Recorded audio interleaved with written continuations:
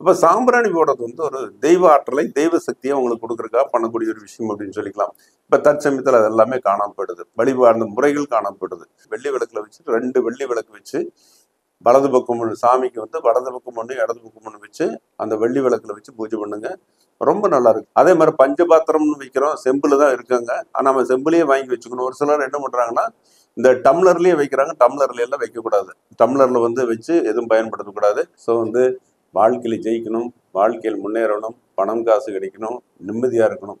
இதுக்கெல்லாம் வந்து வழிகள்.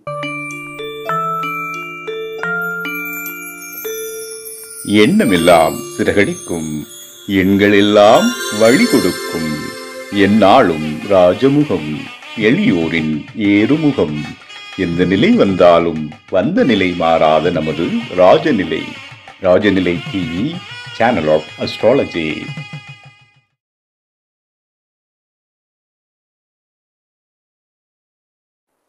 ஓம் குருவே துணை. அம்மையப்பன் பாதத்தோடு குருவின் பாதம், ஆனை முகத்தோன் பாதம், ஆதி முதல் 15 திருபாதம் போற்றி செய்து இந்த நிகழ்ச்சி பார்த்து கொண்டிருக்கிற ராஜநிலை டிவி நல்லுள்ளங்களுக்கும் மற்றவர்கள் அனைவருக்கும் வணக்கம் கூறி இன்றைய ஒரு புதிய தலைப்பில் வந்து உங்களுடன் கலந்து கொள்கிறேன். ரொம்ப ஒரு சந்தோஷமான ஒரு நிகழ்ச்சியை தெரிவித்துக்கோ. ஒவ்வொரு வாரம் ஒவ்வொரு நிகழ்ச்சியிலுமே புதுதாக நிகழ்ச்சி கொடுத்துட்டு இருக்கிறோம்.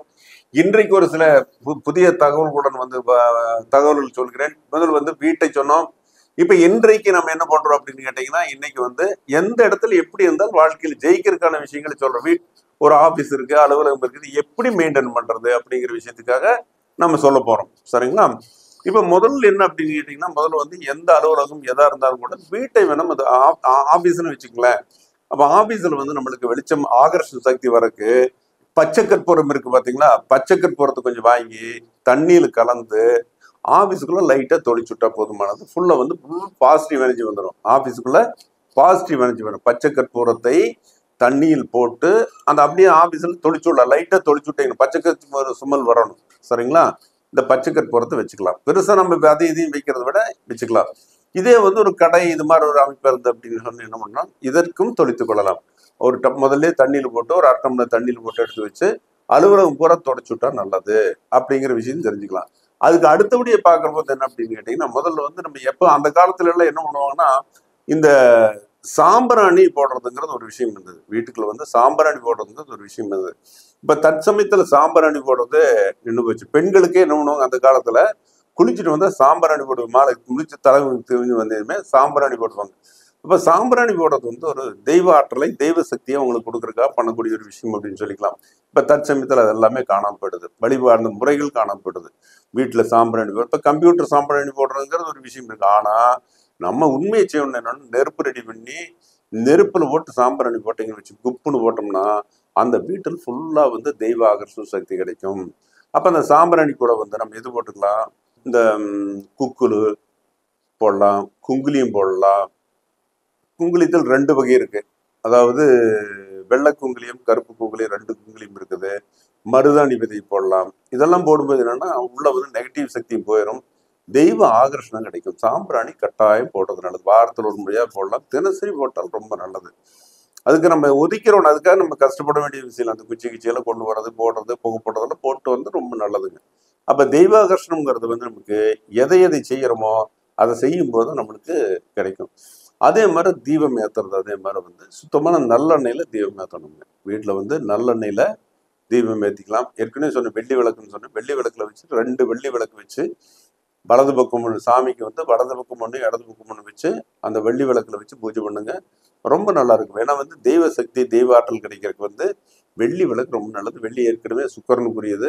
பண நடமாட்டம் நல்லா இருக்கும். பணம் வந்து கொண்டே இருக்கும் அப்படின்னு சொல்லலாம். பணம் நடமுறதுக்காக வெள்ளி விளக்கு பயன்படுத்துறது தப்பு கிடையாது. தீபம் தவறாம வைங்க. விளக்குல தினசரி தொடச்சி பயன்படுத்துறது நல்லது. தினசரி தொடச்சிட்டு நல்லா கழுவி விட்டு தினசரி தொடச்சிடணும். சுத்தமா இருக்கணும். நீங்க இல்ல பித்தளை விளக்கு யூஸ் பண்றேன், எனக்கு வெள்ளிக்கு வசதி இல்லைன்னா இந்த இது எவர் சில்வர் பயன்படுத்தக்கூடாது. எவர் சில்வர் விளக்கோ, எவர் சில்வர் தூபமோ, எவர் சில் தட்டமோ இந்த பூஜைக்கு எதுவும் பயன்படுத்தக்கூடாது. எவர் சில்வர் தட்டத்திலையும் கூட நம்ம எந்த பொருளும் விபூதி ஆராதனை காமிக்கிறதுக்கு கூட எவர் சில்வர் பயன்படுத்தக்கூடாது. செம்பு தட்டத்தை வச்சுக்கலாம். செம்பில் இருக்கிற தட்டம், செம்பு பிளேட்டு இதெல்லாம் வந்து ஆராதனை வச்சலாம். அதே மாதிரி பஞ்சபாத்திரம்னு வைக்கிறோம். செம்புல தான் இருக்காங்க. ஆனா நம்ம செம்புலயே வாங்கி வச்சுக்கணும். ஒரு சிலர் என்ன பண்றாங்கன்னா இந்த டம்ளர்லயே வைக்கிறாங்க, டம்ளர்ல எல்லாம் வைக்கக்கூடாது. டம்ளர்ல வந்து வச்சு எதுவும் பயன்படுத்தக்கூடாது.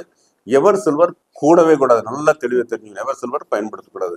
அப்போ வந்து நமக்கு என்னன்னா, பொதுவாக நமக்கு வந்து இத்தனையும் பண்றோம்னா, நாம ஜெயிக்கிறதுக்காக பண்றோங்கிற விஷயம் மட்டும் நம்ம தெரிஞ்சுக்கணும். நாம ஜெயிக்கணும், நாம ஏதோ ஒரு வெளியில் முன்னேறணும் அப்படிங்கிறதுக்காக நம்ம செஞ்சுட்டு இருக்கிறோம் அப்படிங்கிற விஷயம் தெரிஞ்சுக்கணும். அதே மாதிரி வழிபாட்டை பொறுத்தவரை என்ன அப்படின்னா, பூக்கள் புதிய பூக்களை வச்சுக்கணும். அந்த காலத்துல கோயில்கள் என்ன பண்ணுவாங்க அப்படின்னுட்டா, கோயில்ல பூந்தோட்டம் இருக்கும்.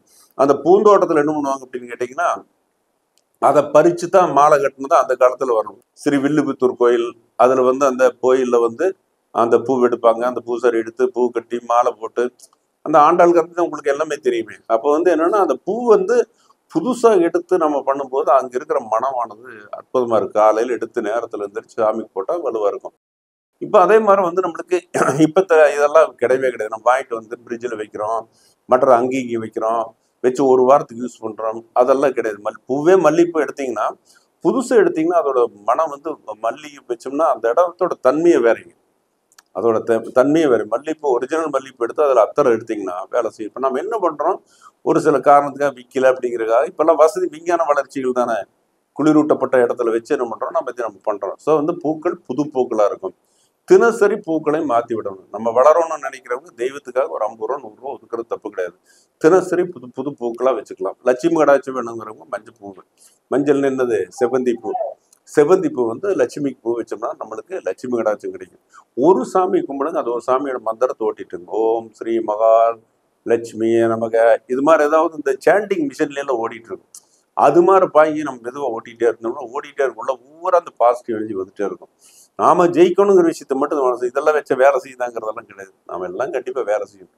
அதாவது 4 வேலை செய்யும்போது ஏதாவது வேற என்ன பிசினஸ் பண்ணிட்டு எல்லா இடத்துலயுமே இருக்கும். நீங்க பெரிய இடம் பாருங்க, ஒரு பெரிய பெரிய இப்ப பண நடமாட்டம் இருக்கிற இடத்துல எல்லாம் பாருங்க, எவ்வளவு பளிச்சுட்டு இருக்கு. ஒரு குப்பையை நீங்க பார்க்க முடியாது. ஒரு இப்போ கச போற கிழிச்சு போறது. உதாரணம் ஒரு துணி கடை எடுங்க, எந்த துணி கடையில கசகசன்னு இருக்குன்னு பாருங்களேன்.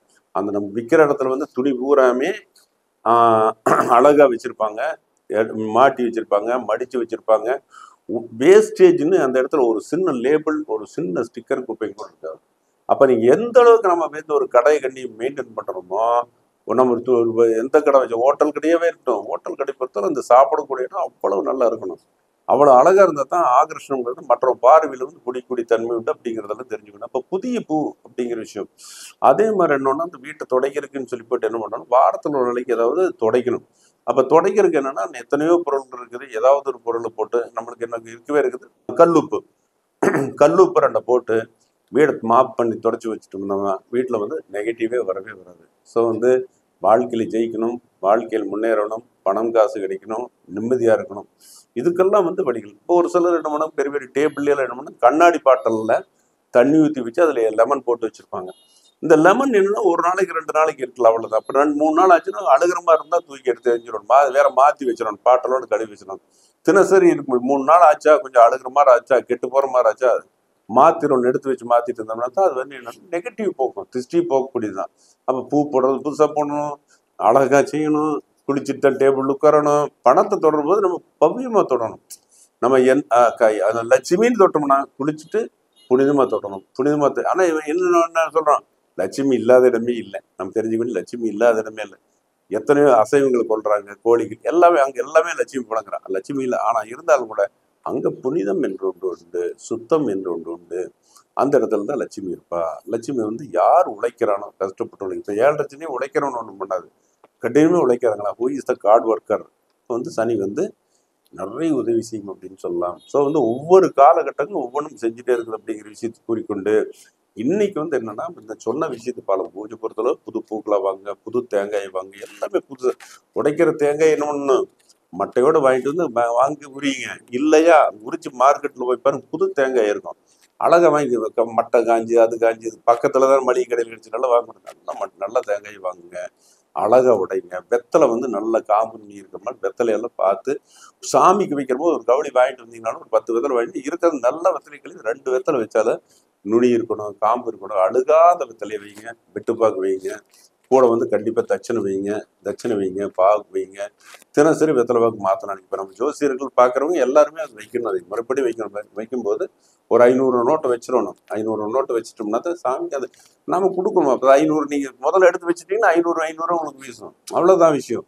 அப்போ தெய்வம் வேணும்னா நீங்கள் கொடுக்கும்போது அது கொடுக்கும். இப்போ நீங்கள் வந்து பெரும்பான்மை விஷயம் வந்து நாம் என்ன நடக்கிறோமோ அதை நடக்கும். ஒரு சில நிறுவனங்கள்ல என்ன பண்ணுவாங்க, விநாயகர் கணக்கு ஒரு 1000, முருகன் கணக்கு 1000, திருப்பதி கணக்கு 1000, தன்னுடைய கணக்கு 1000ன்னு கூட்டி சேர்த்துவாங்க. அப்ப எல்லாம் சமத்துவம் போகும்போது என்னன்னா லாபத்திலையும் பிரிச்சு கொடுக்கணும். இப்ப இதெல்லாம் மறந்துடுவாங்க. அது கொடுக்குறபோது கூட்டி சேர்த்துற போது மட்டும் அந்த கம்பெனி எல்லாம் இருக்கும். அந்த சாமி எல்லா சாமிக்கும் அப்புறம் அந்த எல்லா சாமியும் மறந்துடுவாங்க. அப்ப என்ன ஒண்ணு மறக்கக்கூடாது. நம்மளால முடிஞ்ச அளவுக்கு எது அந்த இந்த உனக்கு 1000 ரூபாய் பங்கு கொடுத்துருக்கேன், இந்த உனக்கு ஒரு 1100 ரூபாய் போடுறேன், இவ்வளவு முடிஞ்ச விஷயம். இப்ப தெய்வம் வந்து எதுவும் கேட்க போறதில்ல, நம்ம மனசுக்குள்ள மட்டும்தான் தெய்வம். ஸோ வந்து அற்புதமான ஒரு தருணம். இதுல வந்து ஒரு சில ஏன்னா வீட்டுல பழகக்கூடிய விஷயங்கள், கடையில் இருக்கக்கூடிய விஷயங்கள், சுத்தமா இருக்கக்கூடிய நம்ம உடம்புல சென்ட் அடிச்சு கொடுக்கும். பிசினஸ் மேன் ஆனா மளிகை கடை அந்த கடையா இருந்தா ஹோட்டல் கடையில சென்ட் அடிச்சுட்டு இருந்தா நல்லா இருக்காது. இது ஒரு ஆபீஸ் மாதிரி நிர்வாகத்தில் உட்காந்துக்கிறோம், ஏதாவது ஒரு அட்மாஸ்பியர் நல்லா இருக்குன்னா அழகா எடுத்து வச்சு பழங்க. கசகசன்னு எதுவுமே போடக்கூடாது. நீட்டா வைங்க, நீட்டா அவங்களுக்கு பணம் வரும். நீட்டா லட்சுமி உங்க வீட்லயே உட்காந்துக்குவா, நிறைய வேணுங்கிறதெல்லாம் தருவா. நீட்டுங்கிறது என்ன, சுத்தம். அப்ப சுத்தம் இருக்கும்போது சுத்தம் சோறு போடும். நிச்சயமா வாழ்க்கையில் வெல்லலாம். கதவை கஷ்டப்பட்டு யாரோட சாபத்தையும் வாங்க வேண்டாம். நல்லதை மட்டும் சொல்லுங்கள், நல்லதை பெறுங்கள், நல்லதே உங்களுக்கு சொல்லி கிடைக்கும்னு சொல்லி வாழ்த்துக்கள் கூறி விடைபெறுகிறேன். நன்றி, வணக்கம்.